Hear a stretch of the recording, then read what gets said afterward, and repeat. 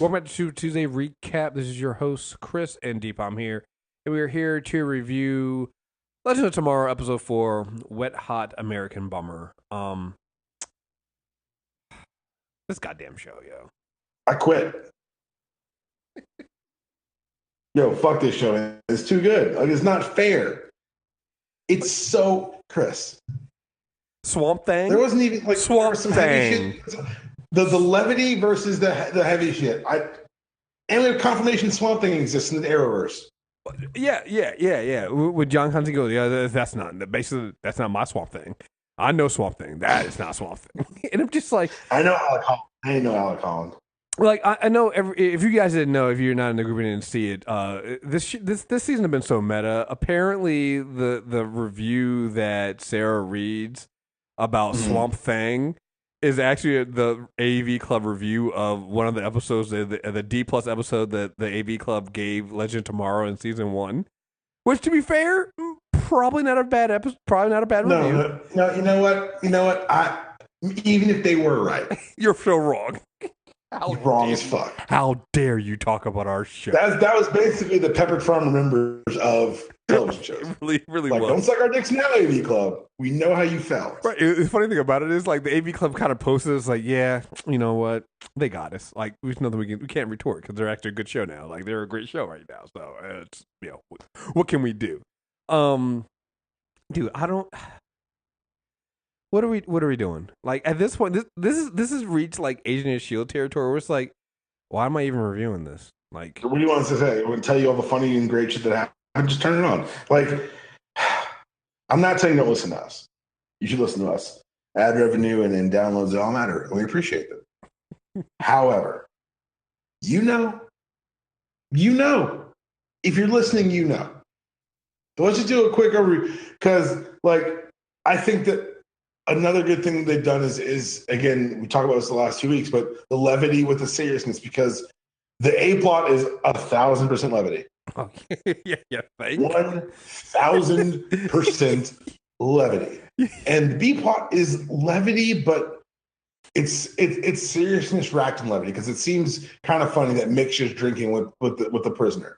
Mm-hmm. But it's serious because they talk about the idea of incarceration. And one thing that I think the show is going to have to tackle is the ethics of Constantine robbing her of her magic-given abilities to change form. Oh, yeah, absolutely. Well, he basically neutered the character, and I think the show's going to reconcile with it because it has to, but I like that they had to deal with the more pressing matter of you can't lock people up, assholes. Yeah. You can't just put her in a cage and say, she can't come out and hold her indefinitely when she hasn't really done anything. I mean, it's like, wrong. It's so funny. It's so funny because we're gonna this Friday I didn't mention it on the Flash review, but this Friday is about time we're gonna review the next 4 episodes of The Gifted, episodes 4 through 7.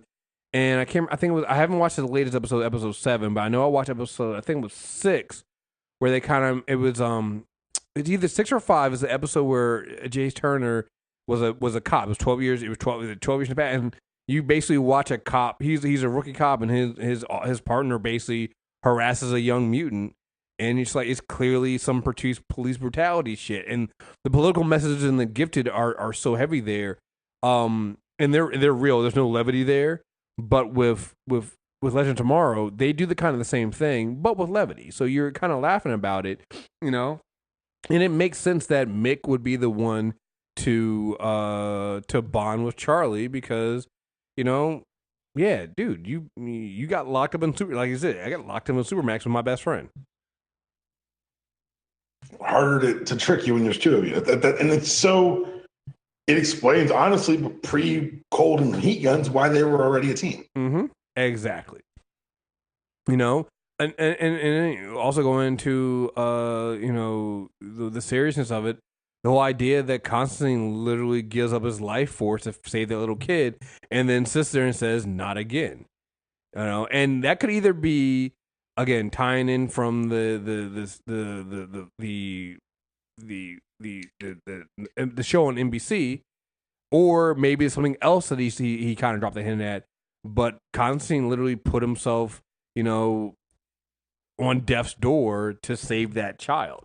Which I think the wrinkle that's even cooler is that it can be both or neither. True. Because it's clear that this is the same iteration of the character. Mm-hmm. They haven't been explicit as to how much the NBC series is going to inform when its appearances. So exactly, I think they kept the. I didn't watch the NBC series. Still one of my I'm sorry's, but I know that they've hewn pretty close to the comic book origin of Constantine. If the series did that too, the Not Again thing is very pointed and very poignant and tells you that we're going to get some deep dive on Constantine before the year's out. I mean, we have to, because one of the things they've been doing a good job, because he is the odd man out, which is weird because now we technically have two odd people out because we have him and then we have Charlie.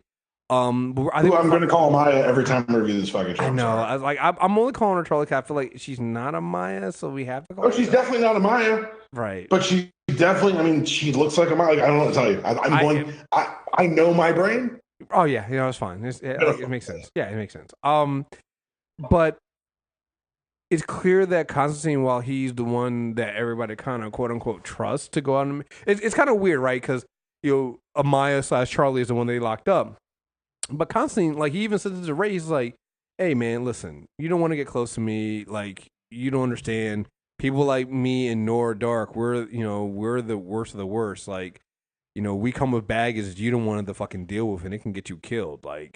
Don't try to get close to us." Constantine has been dropping hints every episode that, not just about the thing that's coming after him, but that just his entire life. And that's something that they've been...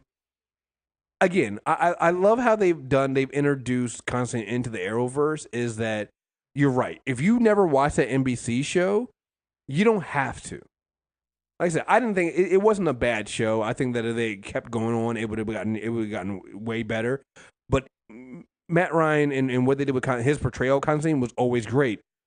They basically said, okay, let's say you didn't watch that series. We can still bring that character and his portrayal of Constantine and what and the idea that this guy is always troubled, and that while, yes, he knows the dark arts and about magical things, he's also a troubled soul who will literally put himself into harm's way magically to save other souls, even though he claims he doesn't want to. He's the guy that claims he doesn't care, but he does really care. And they've done a great job of showing you that with him. And you see that this episode where he's got this whole thing. He's this whole nonchalant thing. I don't really care. But when it comes down to it, and there's a kid who might be dying, he does the right thing.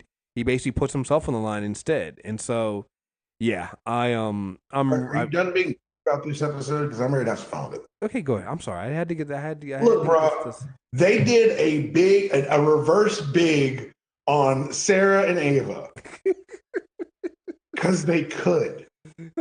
They got a little girl to act like Ava down to her asshole-ish mannerisms. Yo, I'm not gonna lie. They got the two little girls they got to play Ava and Sarah nailed those because you know what did it for me? It wasn't even Ava's thing. It was the girl who played Sarah when she was talking to Zari over the mic. And she was acting like, I was like, that's exactly how Sarah would react to that news. Oh my God. They got a little girl named Katie Lots. That's amazing. What the fuck are we doing here? Yeah, no, it's... God, yo, you got that. You got Constantine being the worst kid counselor ever. You got Ray. Was he the worst kid counselor or was it Ava? It's I don't know. I think... So okay, so I have a longer reply to that, but we'll deal with that later. Okay. Ray, who was kid counselor as a camper, which is really funny. Oh, that was a good Of course, Ray's good at lanyards and hiking and shit, and has no idea that kids think about cabins. I love it. Ava was amazing and it's so funny because gotta dip back into serious shit. Damn it. Sarah was unintentionally harmful. Mm-hmm. Because it's not a normal thought to think my partner never had a childhood. No, and not on some they were beaten as a kid or something. No, no. Legitimately, she was grown in a tube. Right, grown in a tube and given false memories. So she literally never had a childhood. And like you're right, you don't think about that. But I like that it didn't become like they were mad at each other for the entire episode. They're still mad. It was like, oh, Sarah recognized she fucked up. I was like, all right, cool. Let's find a way to fix it. Mm-hmm. I've got an idea. Let's go actually be kids. But then, but the other quick thing about it again, and this is why I think this show works, because again, it's so and leans so heavily into the inclusion, diversity, and stuff like that. Her whole thing was, listen, we can take this formula that Constantine gives us, which, by the way, I know what it was now. It was Sarah talking to Constantine when he said, oh, it worked. She was like, what do you mean it worked? You didn't know it was going to work? Like, that conversation was the one that was like, oh, God, that's just tiny Sarah. Right? That's mini Sarah, which might be fucking terrifying. But anyway, but Sarah basically says, "Just like, listen, we'll do this. We can give you the childhood that you want, and you can just follow. I'll be there with you and walk you through this. You just follow my lead, and I will help you. Because again, even Ava's like, what if if I'm just gonna be smaller Ava? I still don't have a child. I don't know." And Sarah's basically like, I'll help you. I'll walk you through it, which is what you want to hear from people, right? When you want to hear that from your friends and your family and people that you love and care about, you want to hear that they, will be there for you to help you through your hard times. And that's what Sarah did. Without a second thought. Like you said, other shows might have made it so that, oh, yeah, they're going to be quietly mad at each other for a whole episode and go from there. And no, they didn't do that because they just like, we're adults and we're smarter than that and we can handle better things. So yeah. If you want to say like this isn't the best episode ever, it's not the funniest, it's not the most moving, it's not the most time travel-y. It might be a perfect Legends episode though. Oh, it is. Oh. Like from the beginning where I can tell by the trailer this isn't going to end well. Like that means Ray doesn't finish horror movies, which is really funny. And as someone who spent summers as a camp counselor, let these little motherfuckers throw me in the lake. Let it happen once, because you're right. Technically, you cannot hurt the kids. You can't. It's one of the rules. I've asked. But there are other ways to torment children. Like, you're smarter than children. I mean, taking away the ice cream. Like, that's okay. So not everyone. This is my camp counselor is the best job I ever had speech. Everyone should do that job, but it's not a job for everyone because it will teach you how much patience you have very quickly, particularly for other people's children. I have no patience for other people's children though. So yeah, I have more than I thought. I got paid in the summer to live on a mountain, lift weights, and like hang out with kids and make sure that they are. My job is make sure kids have a good time. See, you know what? Yeah. Like, and I was 20. I was like 20 and 21. Like, it was 8 weeks every summer. And I was like, this is great. I can just go here. I wouldn't even get to stay the 8 weeks because I had football. So I'd go like 6 weeks or 4 weeks. But bottom line, if you have a teenager or older child, make them be a camp counselor so they can learn what it's like to deal with children. Mm-hmm. That being said, I wish a motherfucker would have tried to toss me in the lake. Ooh, buddy. I need you to count every rock on the camp. Every rock. You gonna turn into a Denzel Washington. We're doing an audit, dude. Turn into a Denzel Washington character from Dreaded Day. Look, hey, I'm King Kong in this bitch. 24-hour lockdown shoe program. Y'all leave after 2 weeks. I live here. What are you doing?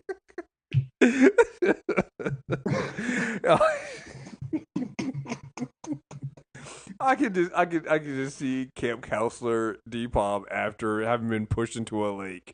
First of all, you can't. Because that would never happen to me. Well, I was about to say, first of all, like they're never pushing you in the lake. They're gonna attempt to push. Especially like college me, like all yoked me, like playing football. Right. So, I was a jungle gym. The kids are clowning. It was fun. Right. So that's push me into anything. That's the other thing too. Is like they would never do that for you. Like they would.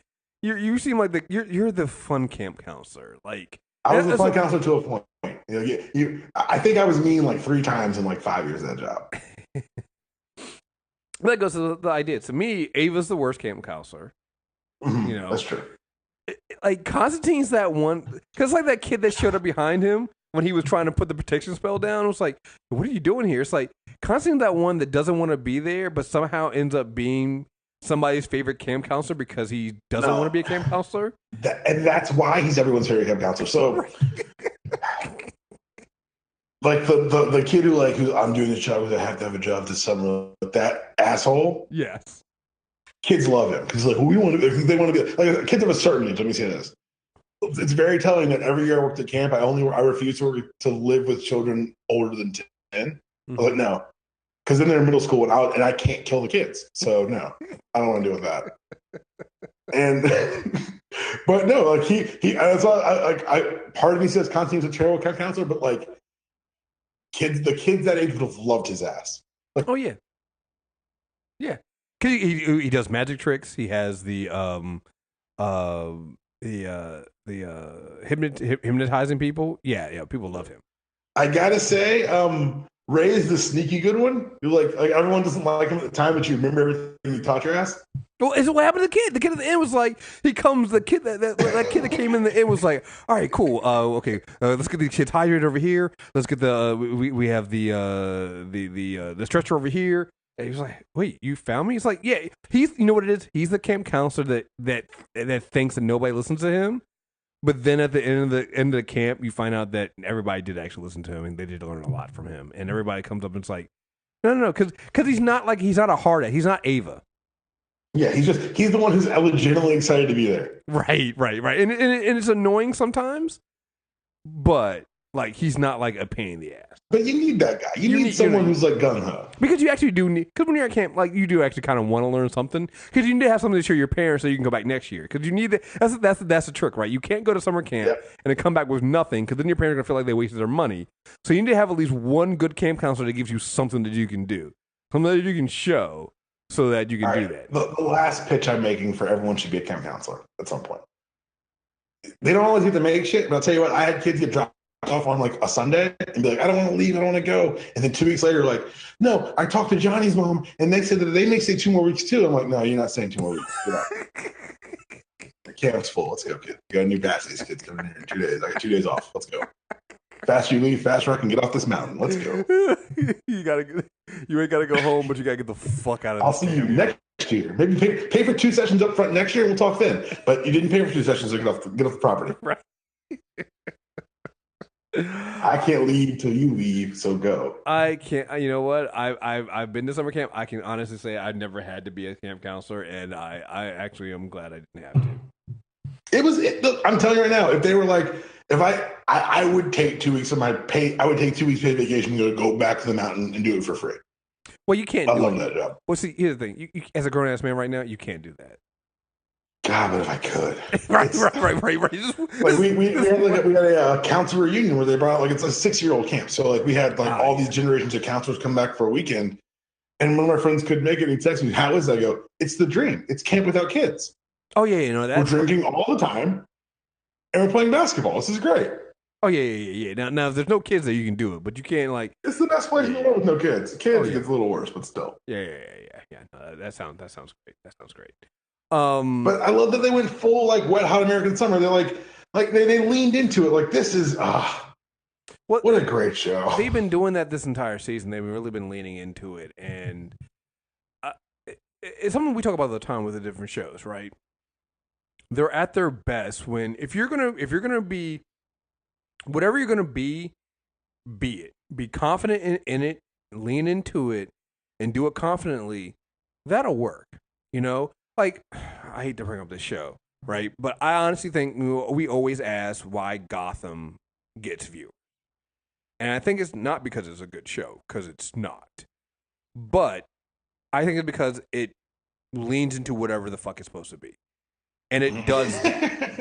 But it's serious. It's one of the things we tell you, right? You ever see people talk about that thing where it's like somebody goes out and does something, but they do it so confidently nobody questions them on it.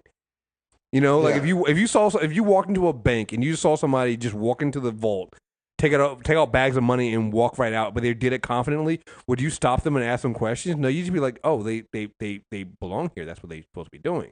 And I think that's what happens with so many shows. We wonder why some shows get canceled, some shows don't. Why some shows that are really, really bad keep their fan base. I think it's because they do it and they do it confidently. I think if you whatever you're going to be, if you're going to be a mess of a fucking show, and I'm not saying that any of these Arrow shows are, these Arrowverse shows are, they're not, but that's just in general. Here, Legend of Tomorrow, I think its first season, it didn't know what it wanted to be, right? And it was trying to kind of emulate the other shows on the Arrowverse, but it just like with all these heroes in one show or all these like misfits and it had all these. It's a show that you would make. That first season of Legend of Tomorrow is the show you would make if you were bringing like all the main heroes. Like if you're bringing Flash, Arrow, Supergirl, all these heroes into one show and making them like make it a Justice League show.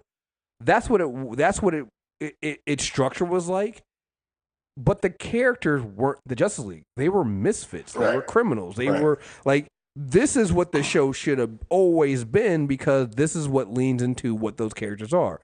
They're ridiculous. They don't work together well. I mean, they work together well because they don't work together well. Like, and I think you kind of had to have the ridiculous, like, kind of not great first season to have this because they there has to be some device that gets them all on this chip in the first place. Yes.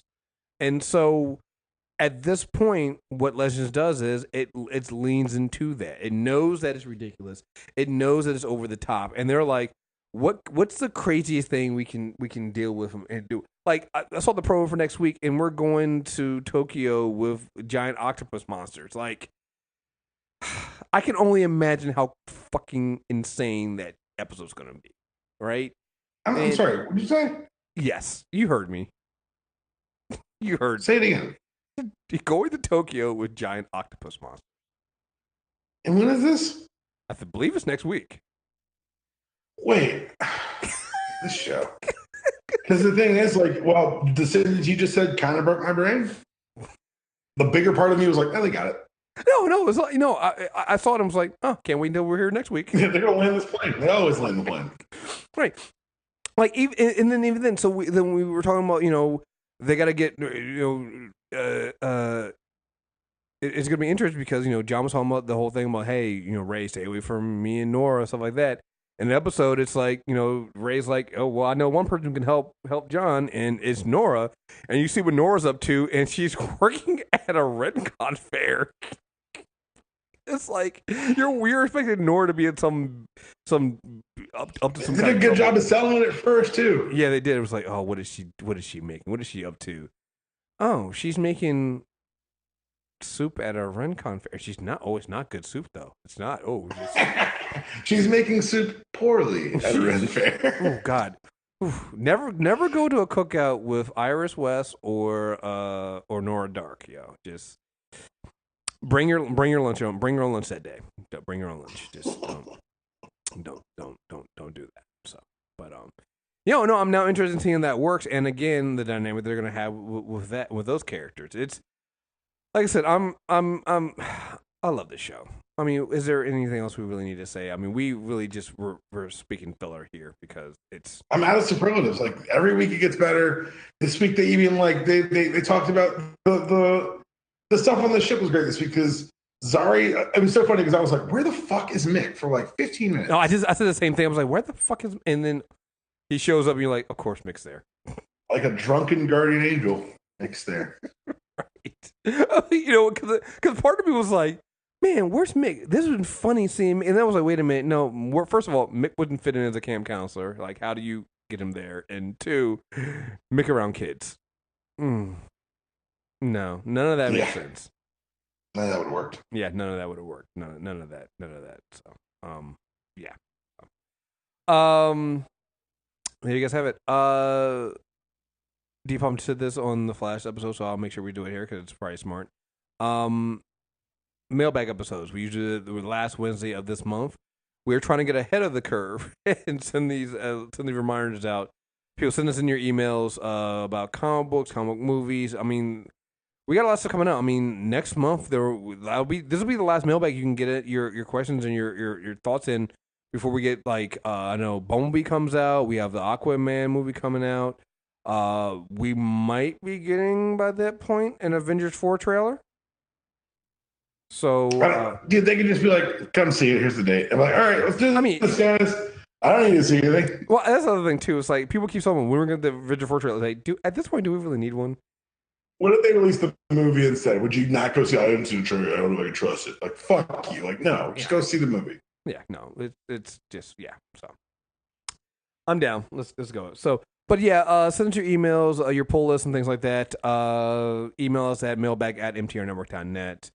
And yeah, folks, we'll be back for, I know ladies have they have Black Lightning and Supergirl coming out, and we'll have Arrow this weekend. So just stay tuned. And if you go to the Character Corner feed, we will hopefully by Friday we will have our little Stan Lee discussion that we're about to record in a bit to go up on there. So stay tuned for that. So again, folks, thank you guys very much for listening. Until next time, we're out of here. Peace.